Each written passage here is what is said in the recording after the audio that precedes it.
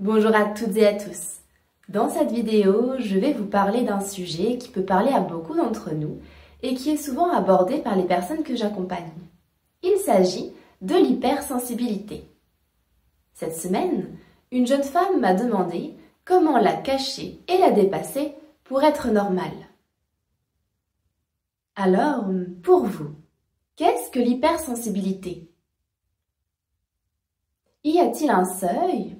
Ou plutôt, à partir de quand passez-vous de la sensibilité à l'hypersensibilité?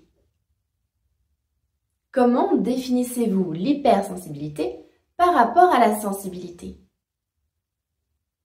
Quel est ce passage entre la sensibilité et l'hypersensibilité?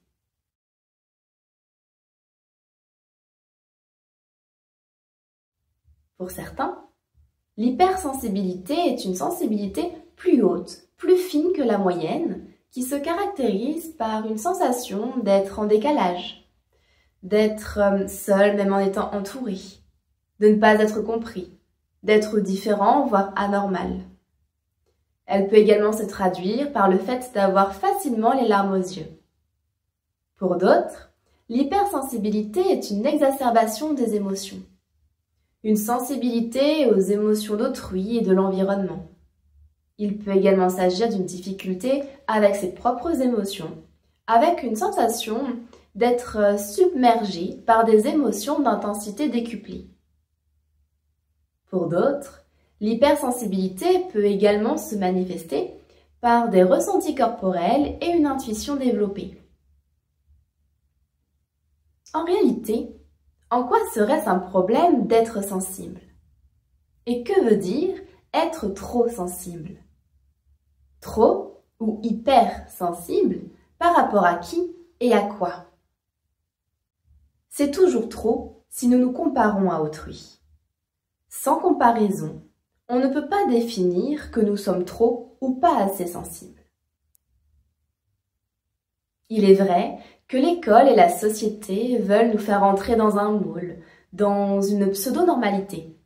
Mais véritablement, cela n'a pas lieu d'être. Il n'existe aucune norme de sensibilité ni d'hypersensibilité.